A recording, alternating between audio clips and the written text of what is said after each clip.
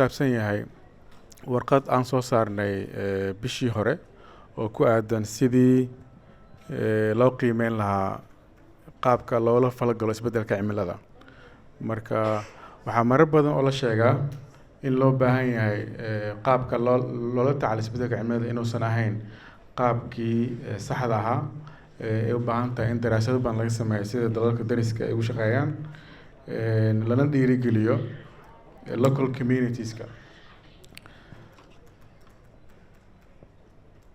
Prestationka ciwaankiisa waxaa la Soomaaliya inay u baahan tahay qaab cusub si loo xaliyo climate action, si loo qaado climate action. So new paradigm shift in loo baahan yahay for inclusive climate action. qaabka hadda loola wajaho waxaan ku sameyn qiimeyn, and I will share with you what is the new approach aan rabno ama aan doorbidayno in loo xaliyo. dabcan prestationka wuxuu ka doonaa 6 item hordhac xaaladda isbeddelka cimilada Soomaaliya oo badankiina ka warhaysaan. sidee hadda maxaa hadda la qabtaa kii finance ahayn maxaa soo jeedinaa xoog waxaan dul taagi doonaa soo jeedinta. waxaa shaqo ku jirin Soomaaliya in ogtiin Soomaaliya inay ka mid tahay dalalka aadka ugu nugul isbeddelka cimilada. waxaa la sheegaa statistically second most vulnerable country to climate crisis.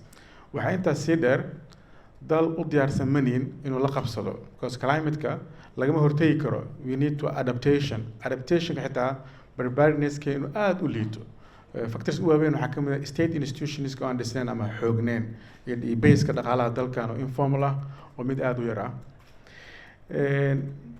waxyaabaha aada ku dhaco oo markii la fiirinayo isbeddelka cimilada waxaa dhaco abaaro, waxaa dhaco daadad xagga deegaankana land degradation, dhulka oo soo baaba'aya, dhulka oo soo engeg noqonaya, qaleel noqonaya, soil moisture-ka oo sii baaba'aya. haddii dhulka uu saa u noqdana waa ogtiin wax beerashada inay meesha ka baxayso.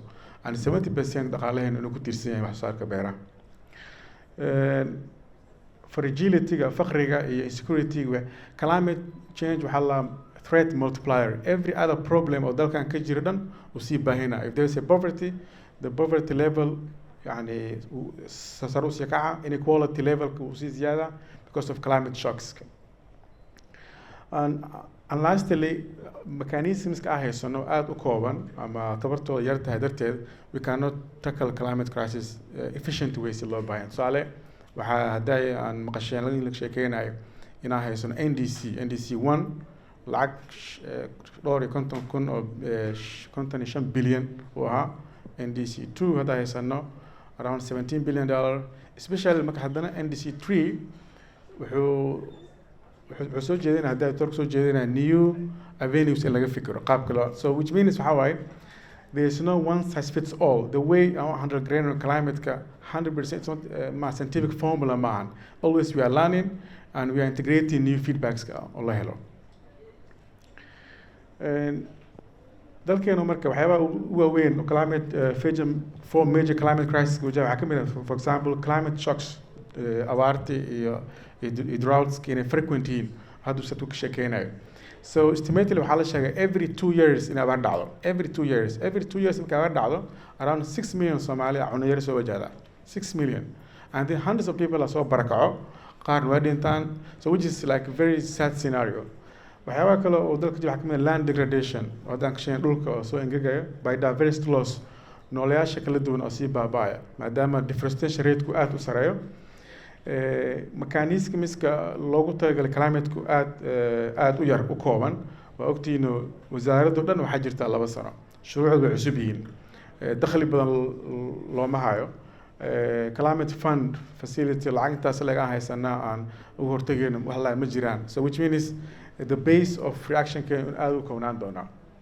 waxaasoo dhan waxay saameyn toos ku leeyihiin nolosha qofka reer miyiga. populationka Soomaalida waxaa la majority-gooda waxay degan yihiin baadiyaha, and majority-ga mas-uulka ah wax soo saarka dhaqaalaha which is 70% oo beera ay yihiin. marka dadka u badan oo saameyn u geysanaya waa dadkaas. marka which is waxay caddeynaysaa dhibaatada qaabkay weyn tahay. dhaqaalaheena wuxuu ku tiirsan yahay wax soo saarka beeraha which is rain fed agriculture, smart agriculture maahan. sidoo kale we are very vulnerable. abaaruhu waa kuwa soo lalaabta, and there's a food insecurity, displacement and climate insecurity. sidoo kale intaas waxaa dheer we are dal waxaan nahay dal fragile ah yani fragility-ga nuglaanshaha wax kasto inay nagu dhacaan aada yani u sahlanahay waxaa intaas sii dheer climate-ka wuxuu aada u saameeyaa dadka marginalized-ka waxaa waaye dadka decision makerska qayb ka ahayn basically I'm not talking about statistics kama hadlayo ragga kuma jiraan wuxuu aada u saameeyaa dumarka iyo caruurta dadka intuu badan oo dhinta ama soo barkaca waxaa lagu arkaa caruur iyo dumar ayaa lagu arkaa dowladda shaqo fiican ay qabatay for the last 2 years specifically waxaa la sameeyey wasaaradda deegaanka isbeddelka cimilada waxaa la baasgareeyey sanadkan horaantiisa sharciga ilaalinta deegaanka waxaa la adoptigareeyey NDCs 2 version waxaa hadda gabagabo maraayo sida deegaasima uu sheegay NAP National Adaptation Plan sidoo kale waxaa bilow ah engagement in private sector-ka qaarkood halkan ay joogaan oo saakii panelists qayb ka ahayn waxaa sidoo kale aada soo xogeysanaya civil society youth activism-ka oo ku aadan arrimaha deegaanka dadka inta badan joogaan halkan waxay kala socdaan ururo deegaan marka waxay caddeynaysaa inuu jiro new green revolution inuu jiro which is wax aada u wanaagsan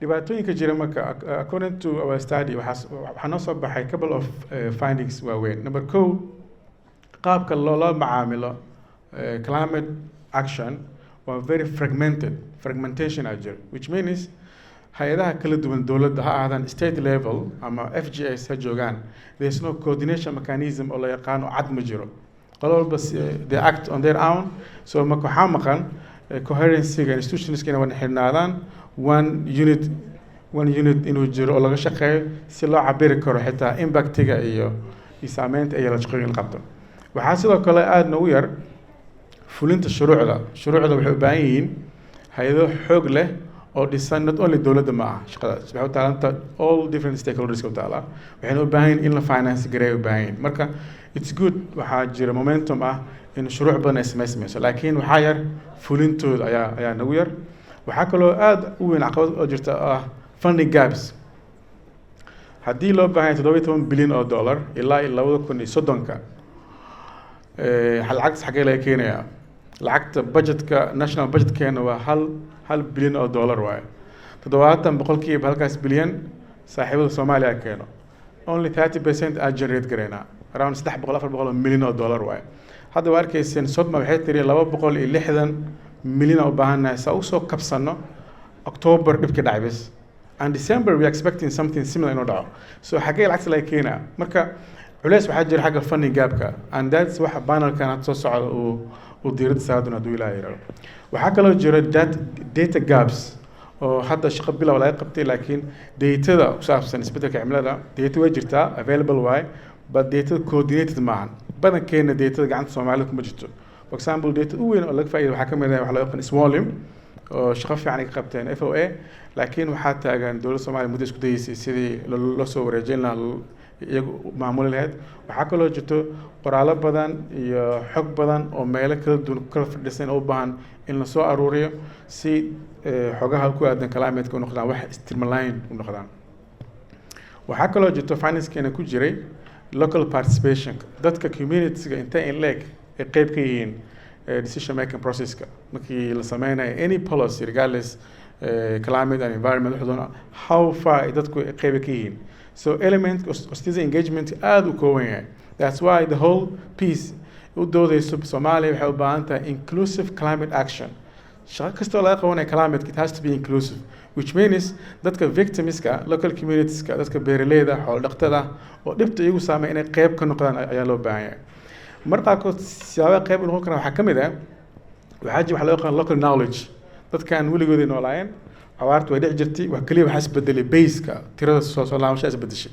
laakiin maxay sameyn jireen UNHCR ma loo qeylin jiray maxaa la sameyn jiray what was the mechanisms in dara kuwaas la baaro inclusive looga dhigo talaabo kasta oo la qaadayo in la sameeyo marka waxaa ku xiga soo jeedin badan aan sameynay all these recommendations they're not only direct to the government because climate action is multi-stakeholder involvement. There's a role for the private, there's a role for civil society, there's a role for the academia, and there's also a role for the government. So the ila fiirsan waxa loo baahan yahay whole government coordination mechanism. Dowladda dhan inay qayb ka noqoto arrimaha coordination marka laga hadlayo climate action. Number 2 inay wada shaqeeyaan private sectorka, civil society iyo dowladda. Number 3, markii laga hadlayo xaguu dhib ka dhacay, what are the main possible interventions in la map gareeyo aysan noqonin wax aan la aqoonin. It has to be known, it has to be aligned with the government principles.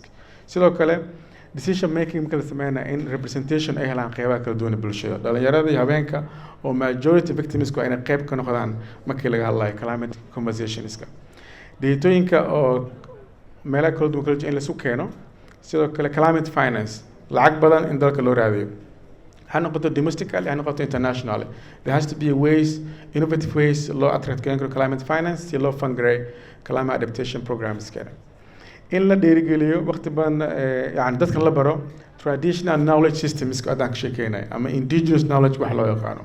This is a door cad ay leedahay tusaalahan jaamacadaha, institutions waxbarashada. Sidoo kale climate education, dadka in la baro yani what is the percentage of Somali people or basic understanding case climate change maxaa waaye. Dadka badankood faham fiican kama haystaan.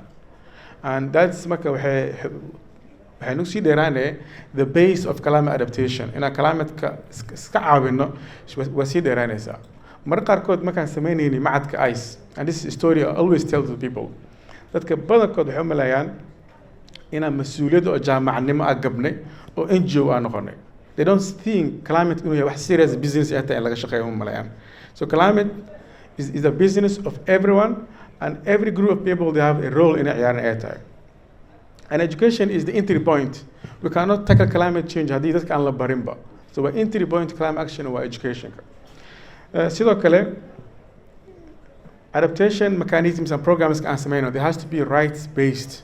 Waa in laga fiiriyaa the rights of people make yani lagama raadinayo waxay ku qoran yihiin constitutionka iyo shuruucda kala dalka ku qoran yihiin. And lastly waa inuu jiraa mechanism cad oo sheegaya sidee loo monitor gareeyaa, maxaa la qabtay, xagee laga qabtay, nolosha qofka Soomaaliya sidee u bedeshay, and how does it reflect to Somali development and inspiration keeda. Marka aad u mahadsantihiin. That is my presentation.